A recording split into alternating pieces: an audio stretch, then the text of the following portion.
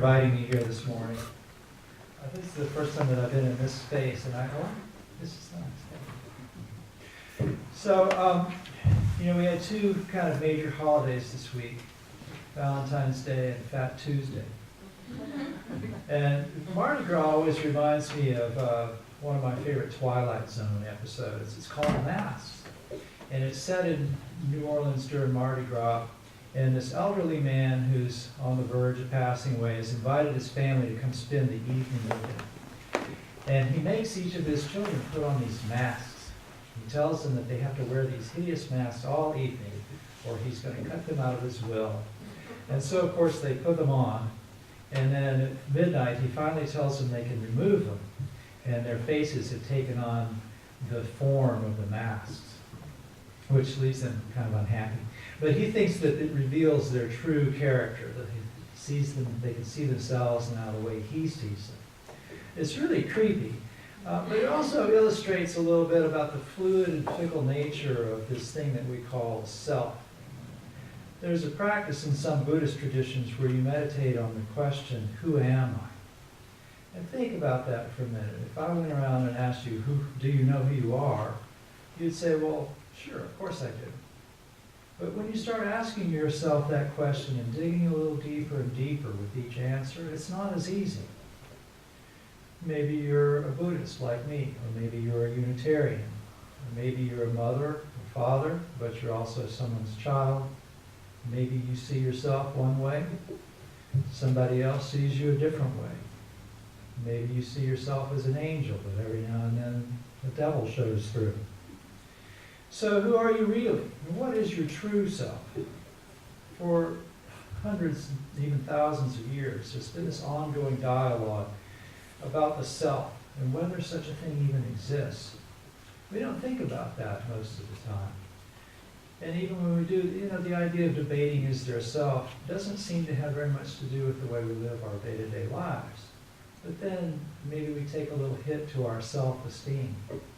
Or maybe you go to a costume party or a Mardi Gras parade and you get to let go of yourself for a moment and enjoy being someone else's self. And we realize that maybe this idea of a self isn't so irrelevant after all. This debate about the nature of the self was going on 2,500 years ago when the Buddha was around. And there are different stories where he was asked by different people what he thought of the self. There's one where there was an ascetic named Volusia the Wanderer who came and sat down in front of the Buddha and said, "Venerable Gautama, what do you say? Is there a self?" And the Buddha just sat there quietly. And so Volusia said, "Well then, Venerable Gautama, is there no self?" And again, the Buddha just sat there quietly. And so Volusia said, "Oh, okay." He got up and left. And the Buddha's cousin Ananda said, "Why didn't you answer his question?" And the Buddha said, "Well, suppose I did." He said, "What if I were to answer that there was a self?" That would be conforming with the view that there is an eternal soul, an Atma, which the Buddha didn't teach. And if I were to answer that there's no self, then the bewildered Volusia would become even more bewildered and wonder, then what happened to the self I had when I got here? Do I no longer have it? But the Buddha's second major sermon, after he set out the middle way and the path that he had discovered when he was enlightened, talked about our identification with the self. And he explained that we mistakenly think of a self that becomes actually a cause of stress. And much of Buddhist practice then becomes designed to help us let go of our masks and look into the mirror that reveals our true face. In the Buddhist view, we're really a collection of processes that are in a constant state of change. There's the flow of elements that come and go in the physical body. I walked in here with a certain form, but as I've been sitting here breathing, things have changed. Parts of me that are no longer here, and the same with you. At the same time, there's the flow of feelings, of perceptions and responses, and the flow of consciousness that experiences all these things. And we have this sense of self that arises when we start identifying with patterns that come together in these processes. But there's a Japanese poem that reads simply, "Showing front, showing back, maple leaves fall." The idea is that a maple leaf falls with no regard for what might be a good side or a bad side. But when we start asking ourselves this question, who am I? We often discover that we've built up an identity around patterns that really don't have any more substance than the idea of a front or back has to a maple leaf. Yet we grasp onto these identities that are based on this illusion, and we create a lot of difficulties for ourselves when we do that. When we start to dig a little deeper, we can see that some of these identities, some of these patterns we can let go of because they're stressful. And then we might also see that we have qualities that we've neglected or ignored, but that with some polishing can become very useful. It's talking about what the self is not, by the way. It doesn't negate the importance of having a good self-concept. Buddhism encourages the cultivation of strong character. So we're urged to cultivate skills like kindness, mindfulness, perseverance, and compassion. We recognize that these qualities are a means to awakening. They're not badges to be worn by the ego.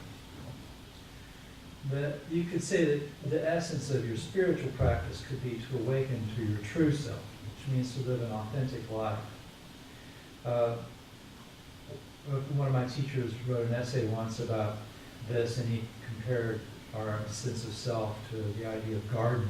He says, too many of us have a really nice front lawn and a big pile of junk out back.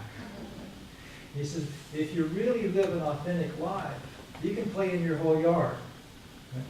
So a truly authentic person doesn't have a front and a back. If you're able to lead your life as a maple leaf falls, free from secrets and pretense, then there's no need to cling to these artificial ideas like front and back. There's a word in Buddhism, suchness, which simply means things as they are. And so when you look at yourself and the life you live, it's your true face, your face without a mask, the face you wore before you added a lot of should-bes and must-bes and wanna-bes to it. And just accept yourself as it is. Which doesn't mean giving in or being defeated. It simply means recognizing life as it is. And then knowing that there's no front or back. You can be honest with yourself. Nothing to hide when you're sincere. You live naturally without pretense. So how do we do that? Well, first we cultivate characteristics like kindness and compassion. We take a moment once in a while to be grateful for what we have and be glad that we have this opportunity to live as human beings with the ability to think about things like this. And since we're not a fixed self, stuck with some preordained destiny, we can let go of processes that we're clinging to, that are causing us problems. And we can embrace our true nature, which sometimes means bringing out some things that we've been neglecting. But this requires us to see ourselves clearly. Very often, we start to mistake our mask for our face. We need to be able to look behind that and see what we're hiding from ourselves. Just like in that episode of The Twilight Zone that I mentioned. The father wanted his children to see what was behind the faces that they normally were putting on. So that's part of what we have to do if we want to make spiritual progress. We have to be able to see these things so that we can work on them. My friend Greg McCann is here today. Greg is a professor at Stetson University in the business school, and I've edited a couple of his books, and his latest one is about character. And this was motivated by what he saw when he was working with some young people. He realized that education, as it is today, doesn't really offer much in the way of education for their character. And he saw that as a problem because young people and old people too sometimes don't know how to live authentically. If we look at some of the scandals and deep problems in our society, we often see that the root is a problem of character. People who live in duplicity tend to create problems not just for themselves, but for the people around them. Think about Tiger Woods and Michael Vick, for example. Those are some splashy examples, but it happens every day to people like us, too, when we start denying one aspect of ourselves. So Greg started studying this problem, and he started working with students on what might seem like kind of a quaint concept these days, telling them how to develop their character. And he ended up writing a book about it, which is it's some interesting stuff. And he says we have three faces. There's the mask that we show to others, the face that we think everyone sees. And we could call that our self-image. That's the mask I put on before I let you look at me. And then there's our reputation, which is the mask others actually see. It's their image of us. That's not our true face either. That's sort of like the mask that they hold up before they look at the face. And then there's our true self, our character, and that's what happens when we think nobody else is looking. Integrity happens when all those three things are aligned. And there's a way to do that, and it starts with a really honest self-evaluation. And among other things, we have to examine our limitations. We all have them. We can't be something we're not, and that's fine. A rose can't be a tulip. A rose doesn't need to be a tulip. Roses are fine as roses. So part of our job is to be what we are, to accept what we are. And if we can't do that, we can feel let down. But another part of our job is to start putting limitations on ourselves that don't really exist. We often imagine we have limitations that we don't. And when we misunderstand our own abilities, we let ourselves down. She mentioned when she introduced me that I used to do a lot of writing for the news journal, for magazines and stuff, and I wrote a lot about health and fitness. And I met this guy named Jim McCarty. And Jim had just received the title Superman of the Century. He was a weightlifter and powerlifter, and he had set more records than anyone else in the last 100 years for weightlifting and stuff. And so I profiled him, and then he talked me into training with him. He wanted to teach me how to powerlift and to actually compete in a meet. So I went to Georgia and put on this silver spandex singlet and stood on a stage in front of people and did deadlifts and squats and stuff. And I actually ended up doing fairly well, which just surprised the heck out of me. But Jim wasn't surprised at all. He says, no, we always underestimate ourselves. And a lot of people really give up on themselves before their body's ready to give out. He says, we can all do more than we think we can. And then he told me his story. He had been told twice by doctors that he would never lift again. And once was when he was training for the Olympics, and he injured a knee really badly. And they said he'd never lift again. And then he went on to set a bunch more records. The second time was after a truck had jumped a curb and smashed him against the wall. And he woke up out of a coma in a body cast. And the doctors didn't even know he was going to walk again, much less lift again. And he went on to set world records as a weightlifter. So, so we need to look realistically at ourselves, and sometimes that means looking at a good side that we don't notice. There's a really good way to take measure of ourselves, and that's with your spiritual community. You've got one of those right here. And you might not think about this, but the spiritual community is a good place to see where you are, how you measure up. One of the things that attracted me to Buddhism a long time ago was that the Buddha was a human being, just like us. He did things that people like us can do, and he attained a high degree of spiritual progress that we could attain if we work at it. In Southeast Asia, the word for Buddhist temple is Wat, W-A-T. And there's actually a couple meanings for that word, and one is measuring stick. So we go to the temple to measure ourselves against our spiritual potential. There's an old Japanese story about a man whose son often criticized him for going to the temple so often. The man was very religious, and his son had gone to college and studied science and stuff like that. And so he thought his father was wasting his time and money, and began to pressure his father to stop going to the temple so much.